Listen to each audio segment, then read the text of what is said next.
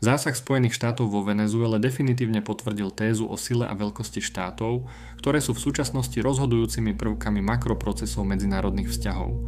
Vysvetlenia takéhoto vývoja možno na viacerých úrovniach. Prvým je oficiálny dôvod, pašovanie drog do Spojených štátov, na čo už samotné Spojené štáty niekoľko rokov upozorňujú nielen Venezuelu, ale aj Mexiko, Kolumbiu a ďalšie štáty Latinskej Ameriky. Druhým dôvodom je strategická rovina globálnej geopolitiky a novej bezpečnostnej stratégie Spojených štátov, ktorá sa opiera o Monroeovu doktrínu, v súčasnosti Donroeovu, Trumpovu doktrínu. Inými slovami, Amerika Američanom, no pod dominanciou Spojených štátov. To má zásadný význam pre geopolitiku najmä pri štátoch, ako sú Irán či Tajvan. Americkým zásahom vo Venezuele hrozí Iránu zastavenie mechanizmu, cez ktorý Irán a Venezuela obchádzali sankcie, vykonávali neprehľadné finančné operácie a barterové obchody. Pre Čínu to znamená potenciálny koniec lacného importu ropy, ktorý predstavoval najväčší objem venezuelského exportu.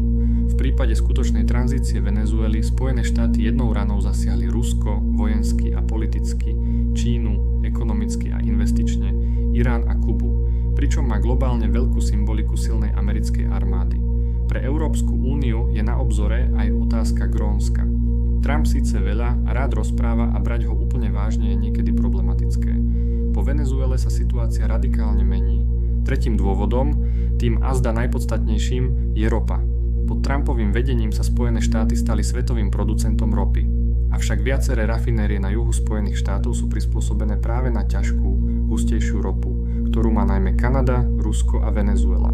Hoci jediná ropná spoločnosť, ktorá stále pôsobí vo Venezuele, je Chevron, ostatní americkí ropní giganti však príliš neoplývajú veľkým nadšením a vyzerá to tak, že pár dní po zásahu im Trump zvažoval prislúbiť dotácie na ich prítomnosť vo Venezuele.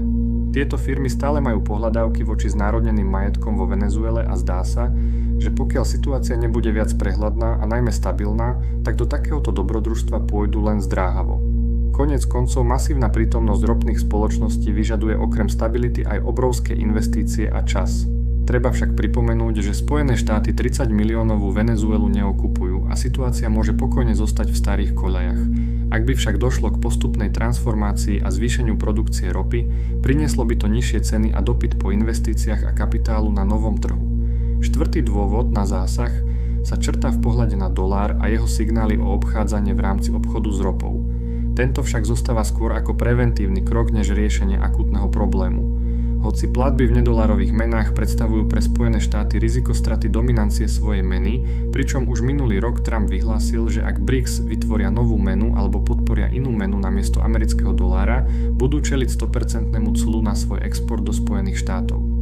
Odhaduje sa, že až 20% svetového obchodu s ropou sa v súčasnosti oceňuje v iných menách ako v dolároch, napríklad v eurách alebo čínskych juanoch, a JP Morgan upozorňuje, že v minulosti bola signifikantne vyššia korelácia medzi rastom dolára a poklesom ceny ropy.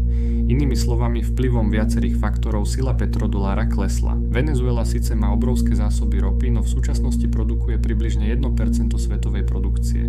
Takže v tomto prípade zostáva riziko výrazného narušenia dedolarizácie predaja venezuelskej ropy nízke a vyzerá to skôr ako preventívny krok širšej stratégii na posilnenie petrodolára.